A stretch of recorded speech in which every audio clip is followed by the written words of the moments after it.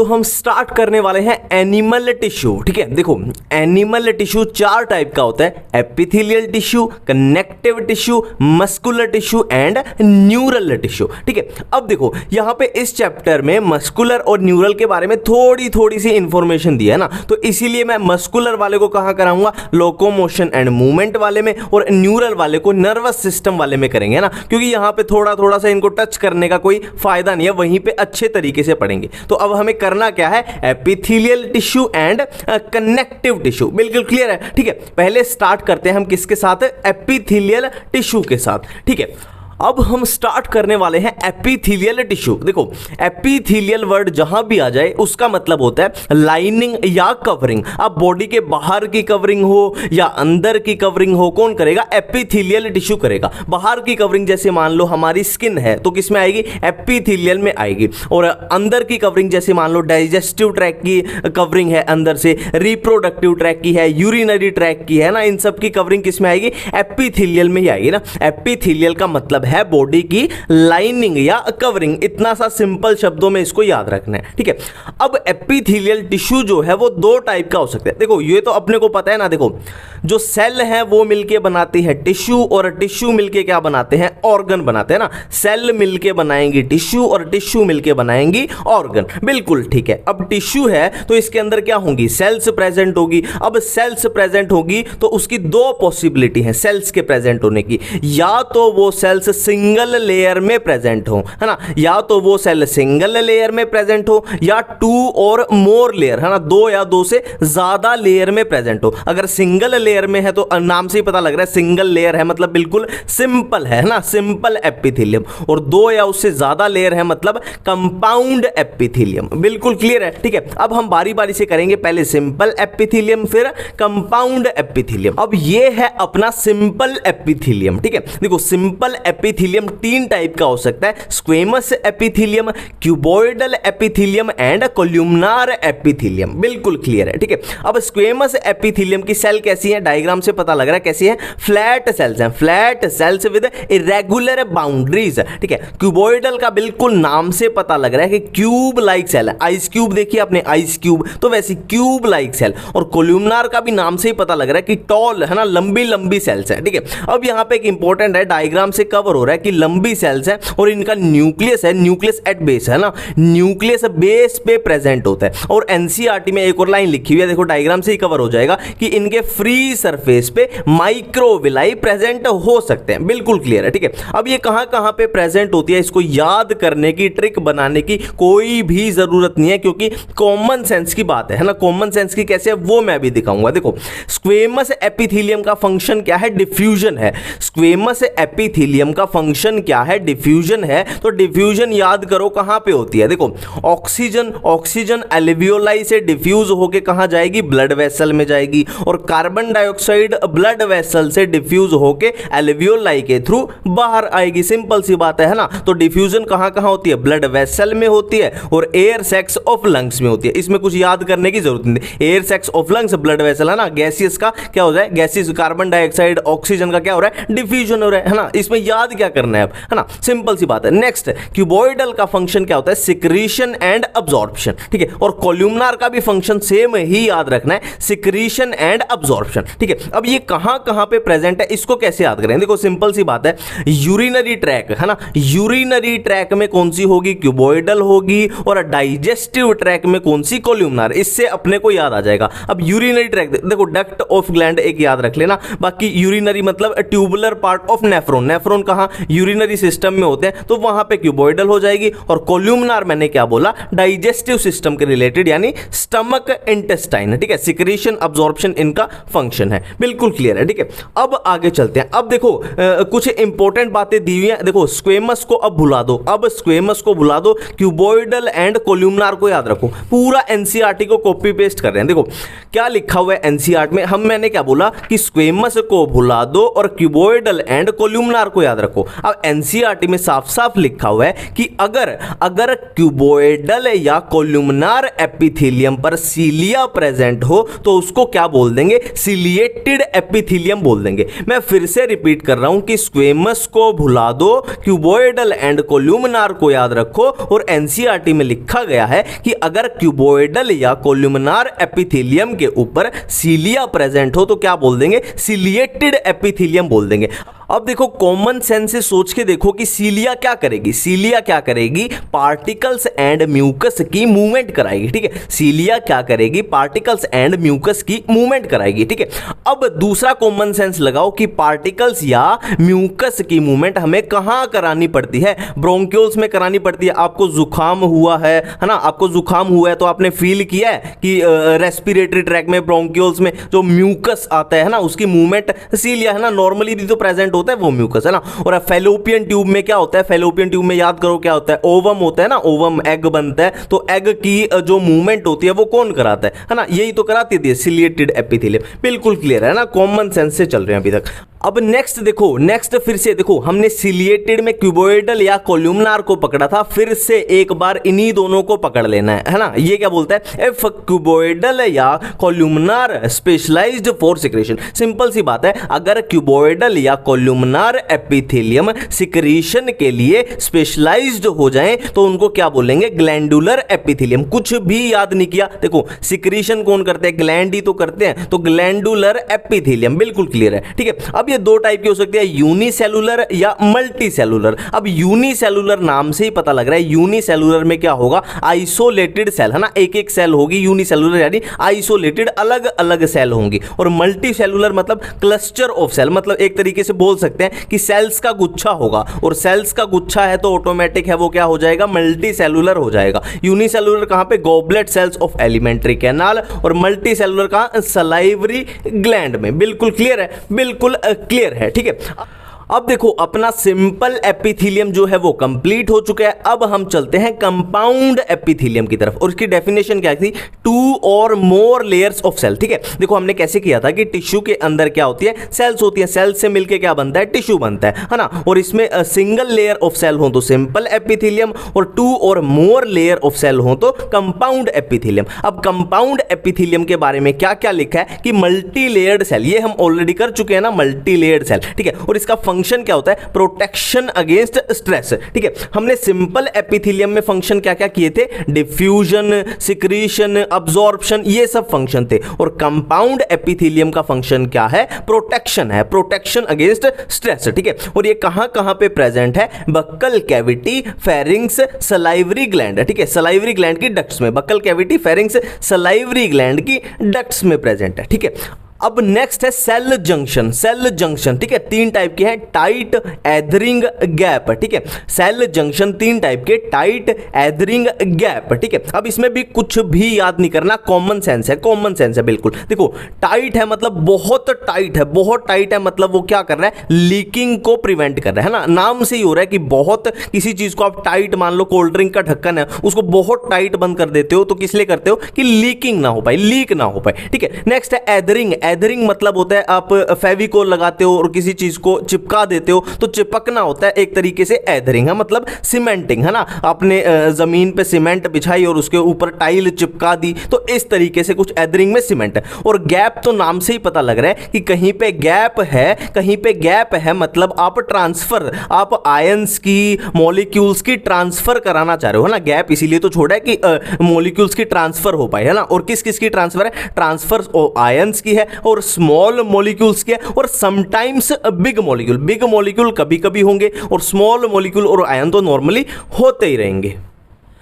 तो epithelial tissue अपना finish हो चुका है। अब हम करते हैं कनेक्टिव टिश्यू। ठीक है, कनेक्टिव टिश्यू क्या है, most abundant and widely distributed. मैं फिर से इसको रिपीट करता हूं, connective tissue most abundant tissue है और वाइडली डिस्ट्रीब्यूटेड होता है। ठीक है, अब देखो इसका नाम कनेक्टिव है। ठीक है, इसका नाम क्या है, कनेक्टिव, मतलब इसका फंक्शन क्या है, connection banana, linking and supporting other tissue या ऑर्गन। ठीक है, लिंक कर रहा है दूसरे टिश्यू टिश्यू या ऑर्गन को, ना नाम ही है इसका कनेक्टिव, बिल्कुल क्लियर है, ठीक है। अब देखो कनेक्टिव टिश्यू में क्या होता है, इन ऑल कनेक्टिव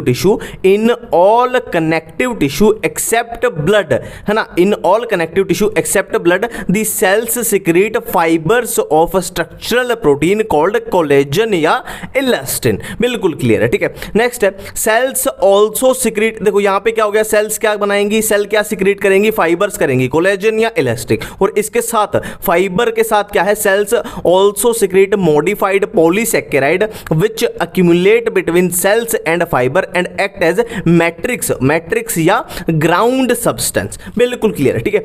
अब देखो कनेक्टिव टिश्यू तीन टाइप का हो सकता है, लूज या डेंस या स्पेशलाइज्ड। लूज में क्या क्या आएंगे, एरियोलर एंड एडिपोस टिश्यू, और डेंस में क्या आएंगे, डेंस रेगुलर, डेंस इर्रेगुलर, और स्पेशलाइज्ड में ब्लड बोन कार्टिलेज, ठीक है। अब इनको वन बाय वन कवर करते हैं, पहले लूज फिर डेंस फिर स्पेशलाइज्ड, ठीक है। सबसे पहले है लूज कनेक्टिव टिश्यू, ठीक है। तो पहला क्वेश्चन तो यही है कि इसका नाम लूज क्यों है, लूज इसका नाम क्यों है, तो सिंपल सी बात है, इसमें सेल्स एंड फाइबर्स जो हैं वो लूजली अरेंज होते हैं ना, लूजली अरेंज होते हैं, इसीलिए इसका नाम है लूज कनेक्टिव टिश्यू, ठीक है। और इसमें ग्राउंड सब्सटेंस या मैट्रिक्स कैसा होता है, सेमी फ्लूइड होता है, सेमी फ्लूइड, बिल्कुल क्लियर है। अब ये दो टाइप का हमने किया था, क्या, एरियोलर एडिपोज, ठीक है। अब दोनों में एक बात तो क्लियर है, एक बात तो जो कॉमन है दोनों में कि दोनों प्रेजेंट बीनीथ दी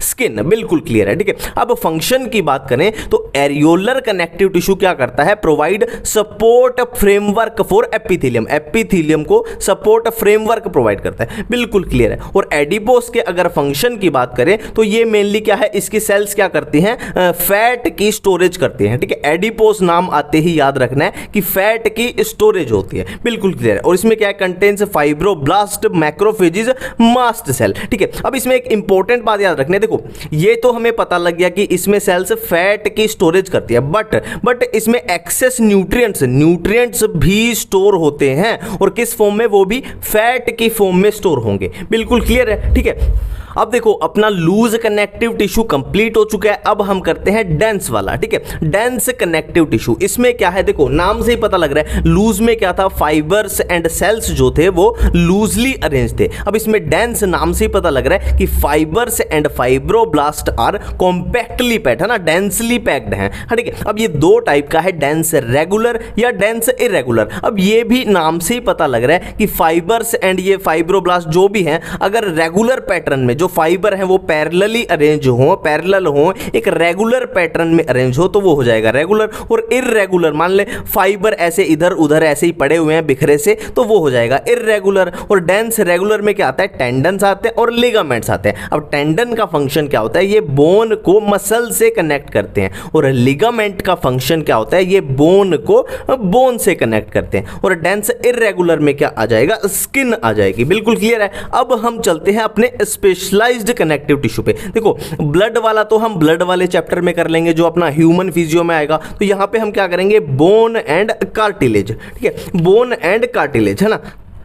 अब देखो कार्टिलेज के बारे में अपनी एनसीईआरटी में क्या दिया हुआ है, देखो solid and pliable intercellular material. देखो इसको ऐसे समझना, कार्टिलेज को ऐसे समझो कि जो रबड़ होती है ना, रबड़ जो पेंसिल से लिखते हैं वो मिटाते हैं, जो स्टेशनरी में यूज करते हैं, तो उससे इसको रिप्लेस कर दो। तो रबड़ कैसी होती है, सॉलिड होती है, और वो आप दबाओगे तो रबड़ थोड़ी दब जाती है, तो प्लायबल होती है ना, इंटरसेलुलर मटेरियल, ठीक है। मैं यहीं पे बताता हूँ, जो बोन होती है ना, बोन वो बिल्कुल हार्ड होती है, नॉन प्लायबल, मतलब आप बोन को दबाओगे तो वो दबेगी नहीं, पर कार्टिलेज थोड़ा सा रबड़ के जैसे थोड़ा दब जाएगा, ठीक है। नेक्स्ट है कॉन्ड्रोसाइट्स, क्या होती है कॉन्ड्रोसाइट्स, ये लगा लो सेल्स ऑफ कार्टिलेज, है ना, सेल्स ऑफ कार्टिलेज, बिल्कुल क्लियर है, ठीक है। नेक्स्ट है मोस्टली कार्टिलेज, देखो सिंपल सा, इसको बिल्कुल आसान भाषा में समझते हैं। देखो जब एम्ब्रियो होता है ना, एम्ब्रियो, तो उसका मैक्सिमम उसमें क्या प्रेजेंट होते हैं, कार्टिलेज ही प्रेजेंट होते हैं, उसमें बोन्स कम होती है। बट धीरे धीरे जैसे जैसे एम्ब्रियो क्या है, बड़ा होता जाएगा, एडल्ट की तरफ जाएगा, तो मैक्सिमम जो कार्टिलेज है वो बोन से से रिप्लेस कर दिया जाता है। बिल्कुल क्लियर है, ठीक है। नेक्स्ट है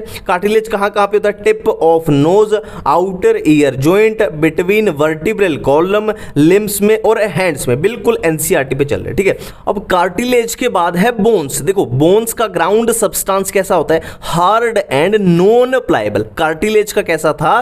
प्लायबल था, मतलब वो दब सकता था, और ये नॉन प्लायबल है, बहुत हार्ड है। बोन सबको पता ही है, देखिए सबने, है ना। और बोन्स कैल्शियम और कोलेजन रिच होती है, सबको पता है कि बोन्स में कैल्शियम होता है, कोलेजन होता है, सबको पता है। और बोन्स का फंक्शन क्या है? प्रोवाइड स्ट्रक्चरल फ्रेमवर्क, ये भी सबको पता है, कॉमन सेंस की बात है। बोन्स का ना एक ढांचा प्रोवाइड करती है, ठीक है। नेक्स्ट है बोन्स की सेल्स को क्या बोलते हैं? ओस्टियोसाइट्स बोलते हैं, ओस्टियोसाइट्स, ठीक है। हमने किया था कि कार्टिलेज की सेल को क्या बोलते हैं? कॉन्ड्रोसाइट्स, और बोन की ओस्टियोसाइट, ठीक है।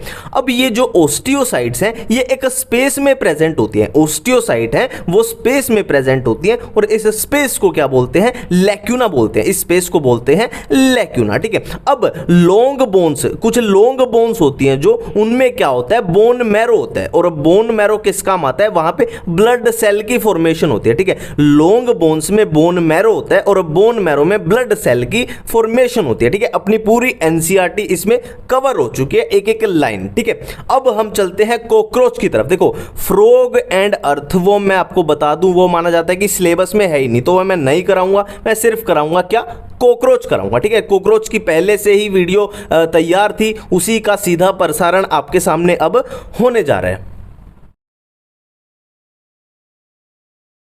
सबसे पहले हम कॉकरोच का आधार कार्ड देख लेते हैं, मतलब उसकी क्लास क्या है? इंसेक्टा, उसका फाइलम क्या है? अर्थ्रोपोडा, और उसका साइज क्या है? इंचेस टू 3 इंचेस, और वो किस टाइप का एनिमल है? नॉक्टर्नल ऑम्निवोर्स, ठीक है। पूरा एनसीईआरटी के अकॉर्डिंग है। अब नेक्स्ट देखो, जो कॉकरोच की बॉडी होती है वो कवर्ड होती है, किससे कवर्ड होती है? एक्सोस्केलेटन से, ठीक है। एक्सोस्केलेटन से कॉकरोच की बॉडी पूरी कवर्ड होती है। अब एक्सोस्केलेटन में क्या होता है? एक्सोस्केलेटन हैज प्लेट्स, और इन प्लेट्स को हम क्या बोलते हैं? स्क्लेराइड्स।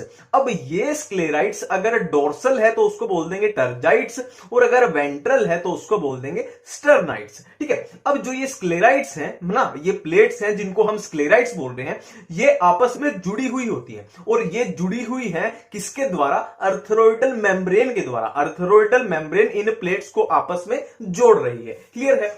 अब देखो, अब हम करेंगे कॉकरोच की मॉर्फोलॉजी, ठीक है। इस चैप्टर में पढ़ना क्या है? कॉकरोच की मॉर्फोलॉजी पढ़नी है और एनाटॉमी पढ़नी है, यही तो पढ़नी है। तो पहले करते हैं मॉर्फोलॉजी में। मॉर्फो में क्या है? कॉकरोच 3 पार्ट में डिवाइड है। कॉकरोच की बॉडी 3 पार्ट्स में डिवाइडेड है, हेड, थोरैक्स एंड एब्डोमेन। अब पहले हम करेंगे हेड, फिर करेंगे थोरैक्स, फिर करेंगे एब्डोमेन, सिंपल है। तो सबसे पहले हेड। अब हेड के बारे में एनसीईआरटी में जो जो लिखा हुआ है पूरा इस पे मैंने उतार दिया है, कॉपी पेस्ट। देखो हेड क्या है? First point, triangular in shape, clear है। Next point, head lies 90 degree to the body. Next point, head bears pairs of compound eyes. Next point, head formed by fusion of 6 segments. Next, head antenna arises from membranous socket, ठीक है। Antenna head से arise होते हैं membranes socket से। अब next point, last point, head bears biting and chewing type of mouth parts, clear है। अब ये माउथ पार्ट बहुत इंपॉर्टेंट होते हैं, तो इनको थोड़ा देख लेते हैं। देखो माउथ पार्ट कौन से हैं? लेब्रम जिसको अपर लिप बोला, लेबियम जिसको लोअर लिप बोला, मैंडिबल, मैक्सिला, हाइपोफेरिंक्स। हाइपोफेरिंक्स को टंग भी बोल सकते हैं। Labrum, labium, mandible, maxilla, हाइपोफेरिंक्स, clear है। अब देखो यहां पे अपना हेड अपना कंप्लीट हो चुका है। अब हम चलते हैं थोरैक्स की तरफ। अब थोरैक्स में क्या है? 3 पार्ट होते हैं। अब ये थोरैक्स है 3 पार्ट में डिवाइडेड है। देखो प्रोथोरेक्स, मीजोथोरेक्स, मेटाथोरेक्स। नाम से ही पता लग रहा है, प्रो मतलब जो आगे की साइड होगा, मीजो मतलब जो बीच में होगा, मेटा मतलब जो पीछे की साइड होगा, ठीक है। अब देखो एक बात तीनों में कॉमन है कि तीनों में दो लेग्स होती है ना, टांगे। इसमें भी 2 टांगे, इसमें भी 2 टांगे, इसमें भी 2 टांगे। ये बात तीनों में कॉमन है, तीनों में, है ना। अब अगर विंग्स की बात करें तो विंग्स प्रोथोरेक्स में अब्सेंट होते हैं। यहां पे ध्यान दो, बहुत इंपॉर्टेंट पॉइंट है। प्रोथोरेक्स में विंग्स अब्सेंट होते हैं, बट मीजो थोरैक्स और मेटाथोरैक्स में विंग्स प्रेजेंट होते हैं। टांगे तीनों में होती हैं, बट विंग्स इसमें अब्सेंट और इन दोनों में विंग्स प्रेजेंट होते हैं। अब देखो मीजोथोरैक्स मेटाथोरैक्स से आगे की साइड है ना, तो आगे की साइड है ये, तो इसके विंग्स को बोल देंगे फोर विंग। फोर मतलब आगे, है ना। और ये मेटाथोरैक्स पीछे की साइड है, तो इसके विंग्स को बोल देंगे हाइंड विंग्स, ठीक है। अब ये विंग्स बहुत इंपॉर्टेंट होते हैं, तो इनके बारे में अब थोड़ा देख लेते हैं, ठीक है। कौन से ये है फोर विंग, ये है हाइंड विंग। देखो पूरा ऑपोजिट करके पढ़ना है। देखो फोर विंग ओपेक डार्क होते हैं और इसका ठीक ऑपोजिट हाइंड विंग ट्रांसपेरेंट होते हैं। फोर विंग लेदरी होते हैं और हाइंड विंग मेम्ब्रेनस होते हैं। फोर विंग का फंक्शन क्या होता है, कवर्स दी हाइंड विंग, मतलब ये उड़ने में कोई मदद नहीं करेंगे। बहुत इंपॉर्टेंट पॉइंट है, 5 स्टार लगा लो।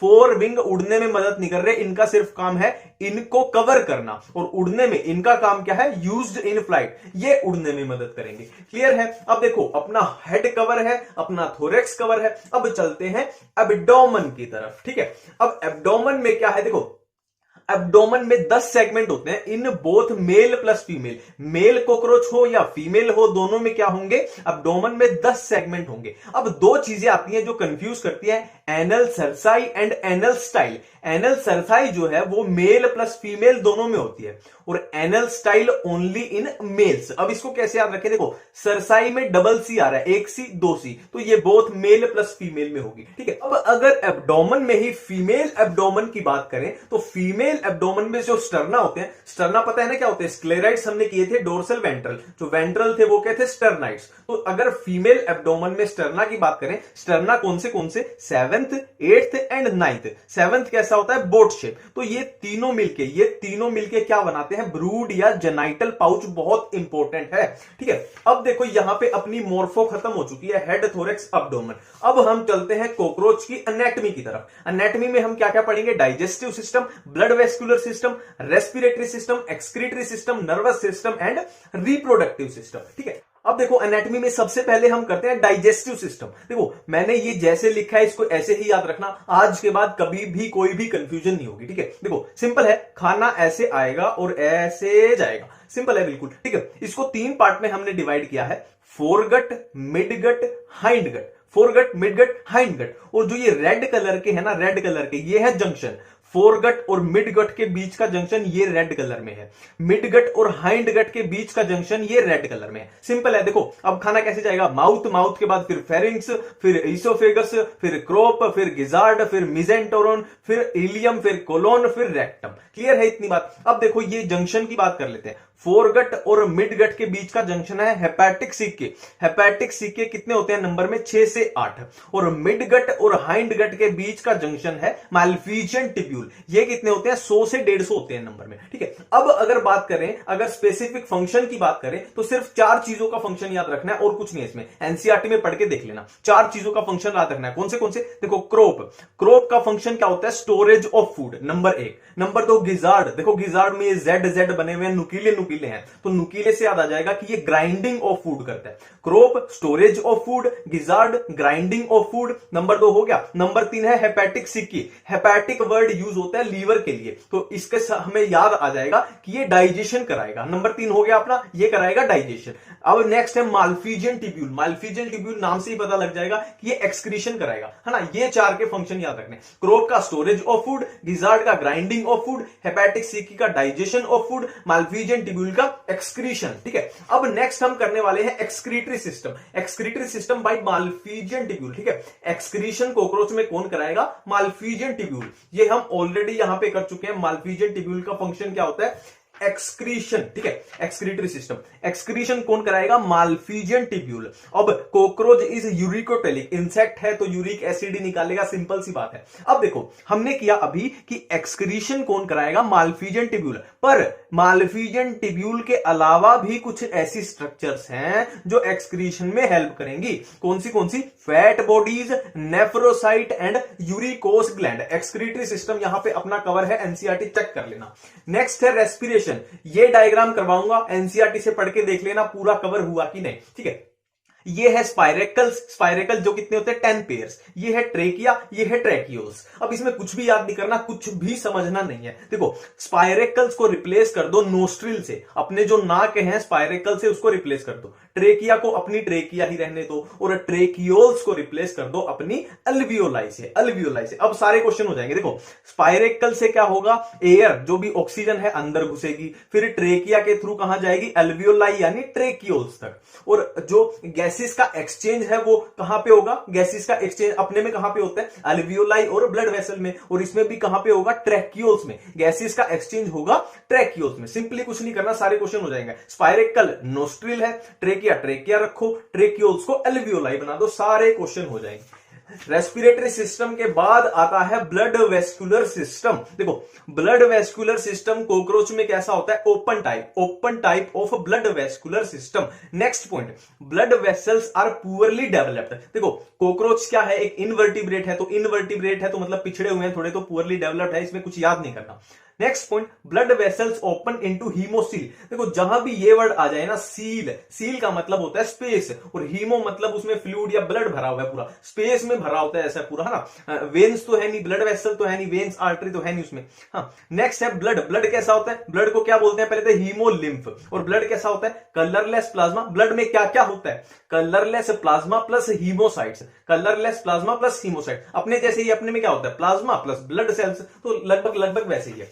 अब नेक्स्ट ब्लड वेस्कुलर सिस्टम में ही बात करें अगर हार्ट की, तो हार्ट क्या है, elongated muscular tube, elongated muscular tube, और उसकी पोजीशन क्या है, mid dorsal line of thorax and abdomen. इसको ऐसे समझो, ये पूरा कॉकरोच है, ये रेड वाला कॉकरोच का हेड है, और ये येलो वाले में क्या आएंगे, ये थोरेक्स, ये अब्डोमेन। अब हेड वाले में तो नहीं है हार्ट, थोरेक्स एंड अब्डोमेन के ऐसे मिड डोर्सल लाइन में इलोंगेटेड है, लंबाई में है, ठीक है। और heart differentiated into 13 chambers, 13 chambers में होता है हार्ट। और ओस्टिया क्या होता है, यहां पे बहुत इंपॉर्टेंट है ओस्टिया। देखो ये चैम्बर्स के थ्रू पोर्स होते हैं, और उन पोर्स को बोलते हैं ओस्टिया, जिसके थ्रू अपना वो ब्लड जाएगा कॉकरोच का, ठीक है। तो अब ब्लड वेस्कुलर सिस्टम के बाद आता है नर्वस सिस्टम का नंबर। देखो nervous system consist of fused ganglia, और गैंग्लिया 3 होंगे थोरेक्स में और 6 होंगे एब्डोमेन में। अब नर्वस सिस्टम लिटिल थोड़ा सा होता है हेड में और बाकी वेंट्रल बॉडी में, इसीलिए बोलते हैं कि अगर कॉकरोच का हेड काट दिया जाए तो वो कुछ दिन तक जिंदा रह सकता है, क्योंकि हेड में थोड़ा सा ही नर्वस सिस्टम है, इतना फर्क नहीं पड़ रहा। नेक्स्ट है ब्रेन। देखो कॉकरोच का ब्रेन कौन रिप्रेजेंट करता है, सुप्रा ओसियोफेजियल गैंग्लियन, क्लियर है। नेक्स्ट है सेंस ऑर्गन। कॉकरोच में कौन से सेंस ऑर्गन्स होते हैं, antenna, eyes, anal cerci, maxillary palps, labial palps. मैं फिर से बोल रहा हूं, एनसीईआरटी में जैसे जैसे लिखा हुआ है उसी को चिपकाया हुआ है मैंने नोट्स में, ठीक है, तो क्लियर है ना। अब नर्वस सिस्टम में ही बात करते हैं कंपाउंड आइज की। देखो कंपाउंड आइज, आंखें हैं तो 2 होंगी, ठीक है। ये कंपाउंड आइज का नंबर कितना, 2। अब एक कंपाउंड आई में 2000 हेक्सागोनल ओमाटिडिया होते हैं, एक कंपाउंड आई में 2000 हेक्सागोनल ओमाटिडिया होते हैं, ठीक है। अब ये ओमाटिडिया क्या करते हैं, रिसीव सेवरल इमेजेस, बहुत सारी इमेजेस को रिसीव करते हैं, और बहुत सारी इमेजेस होंगी तो ऐसे पैचेस बन जाएंगे। तो जब पैचेस बनते हैं तो उसको क्या बोलते हैं, मोजेक पैटर्न। तो मोजेक विजन होता है कॉकरोच में, बहुत इंपॉर्टेंट है। अब इसकी खासियत क्या है, मोर सेंसिटिविटी एंड लेस रिजोल्यूशन। अब इसकी वजह से, इस सारे सिस्टम की वजह से कॉकरोच का विजन कैसा होता है, नॉक्टर्नल एलिमेंट हो, नॉक्टर्नल एनिमल होता है वो, ठीक है। अब नेक्स्ट है रिप्रोडक्टिव सिस्टम। रिप्रोडक्टिव सिस्टम में पहले करेंगे मेल रिप्रोडक्टिव सिस्टम, फिर करेंगे फीमेल रिप्रोडक्टिव सिस्टम। एक तरह से ये मेल रिप्रोडक्टिव सिस्टम का रास्ता है, जैसे अपने में होता है लगभग वैसे ही चलता है कि टेस्टिस की पोजीशन क्या होती है, 4th से 6th अब्डोमिनल सेगमेंट। टेस्टिस से कहां जाएंगी चीजें, वास डिफरेंस, फिर सेमाइनल वेसिकल, फिर इजैक्यूलेटरी डक्ट, फिर मेल गोनोपोर से बाहर। लगभग यहां तक अपने सेम ही है, अपने जैसा, ह्यूमन के जैसा, टेस्टिस से इजैक्यूलेटरी डक्ट की तरफ। अब मेल रिप्रोडक्टिव सिस्टम में 2 चीजें आपको पक्का कंफ्यूज करेंगी एनसीईआरटी में, mushroom glands and male gonapophysis. Male gonapophysis का ही दूसरा नाम है फेलोमियर। मशरूम ग्लैंड की लोकेशन क्या है, 6th to 7th abdominal segment. और ये करते क्या है, ये है एक्सेसरी रिप्रोडक्टिव ग्लैंड। देखो जो एनसीईआरटी में लिखा हुआ है वैसे ही चिपकाया हुआ है, ठीक है। और ये क्या है, फेलोमियर क्या है, रिप्रेजेंट एक्सटर्नल जेनिटेलिया। ये है एक्सेसरी रिप्रोडक्टिव ग्लैंड, और ये क्या है, एक्सटर्नल जेनिटेलिया। और क्या है, ये क्या है, काइटिनस एसिमेट्रिकल स्ट्रक्चर। और ये क्या करते हैं, सराउंड्स मेल गोनोपोर को सराउंड्स करते हैं। तो ये क्लियर है, कंफ्यूजन से दूर रहना। अब देखो मेल में क्या होता है, स्पर्म की अगर बात करें तो स्पर्म सेमाइनल वेसिकल में स्टोर होता है, स्पर्म सेमाइनल वेसिकल में स्टोर होता है और वो आपस में चिपक जाता है, एक जैसे ये लगा लो फेविकोल से चिपक जाता है और बंडल्स बना देता है, चिपक के क्या बना देगा, बंडल बना देगा और उस बंडल को हम बोलते हैं स्पर्मेटोफोर। तो अब अगर कोई मेल कॉकरोच डिस्चार्ज करेगा कोपुलेशन के दौरान तो स्पर्मेटोफोर निकलेंगे मेल से, है ना, स्पर्मेटोफोर मतलब बंडल ऑफ स्पर्म्स निकलेंगे, ठीक है। अब अगर बात करें फीमेल रिप्रोडक्टिव सिस्टम की तो ये कुछ ऐसा सा याद रखना, डायग्राम इसी से आपका कवर हो जाएगा, ठीक है। देखो ये है दो ओवरी, ओवरी किससे मिलके बनी है, ओवेरियोल से, ओवरी 8, एक ओवरी 8 ओवेरियोल से मिलके बनी है। अब ये ओवरी की आई ये ओविडक्ट, ये वाली ओवरी की आई ये ओविडक्ट, अब दोनों ओविडक्ट मिलके क्या बना देंगी, कॉमन ओविडक्ट। ये है स्पर्मेथिका और ये इधर जेनाइटल चैम्बर जो हमने किया था ना, जेनाइटल चैम्बर, और जेनाइटल चैम्बर में ये क्या बना, गोनेपोफाइसिस, गोनेपोफाइसिस, ठीक है। अब अगर बात करें फर्टिलाइजेशन की तो बिल्कुल ह्यूमंस की तरह याद रखना है कि male gamete female gamete fuse करके बना देंगे, ठीक है। अब देखो मेल गैमीट स्पर्मेटोफोर में होते हैं, हमने किया था ना मेल कॉकरोच में क्या होता है, स्पर्म आएंगे, स्पर्म आपस में चिपक जाएंगे और बंडल्स बना देंगे, स्पर्मेटोफोर। अब ये स्पर्मेटोफोर क्या करेंगे, फीमेल एग को फर्टिलाइज कर देंगे, फर्टिलाइजेशन हो गई। अब फर्टिलाइज्ड एग्स जो बन गए वो क्या होंगे, वो कैप्सूल्स में अरेंज हो जाएंगे। कैप्सूल को क्या बोल रहा है, ऊथिका बोला है, ठीक है। ये एनक्लोज्ड होते हैं कैप्सूल में, जिसको बोला है हमने ऊथिका।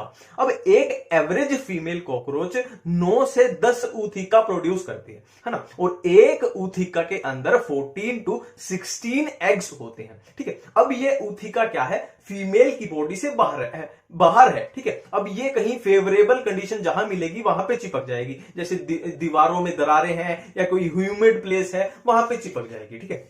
अब ये एनसीईआरटी में दिया हुआ है लास्ट में, जिसको हम जनरली इग्नोर कर देते हैं, कि निम्फ क्या होता है, कॉकरोच का लार्वा है। अब निम्फ से अडल्ट बनेगा और अडल्ट कितनी माउल्टिंग के बाद बनेगा, 13 माउल्टिंग के बाद। अब एक लाइन लिखी हुई है एनसीईआरटी में, लिम्फ लुक लाइक अडल्ट, ये निम्फ जो है अडल्ट की तरह दिखता है। अब यहां पे एक सबसे इंपॉर्टेंट जो इसमें पॉइंट है कि निम्फ के पास विंग पैड्स होते हैं बट विंग्स नहीं होते। विंग्स किसमें होंगे, अडल्ट कॉकरोच में। निम्फ के पास विंग पैड्स हैं बट विंग्स नहीं है, ठीक है।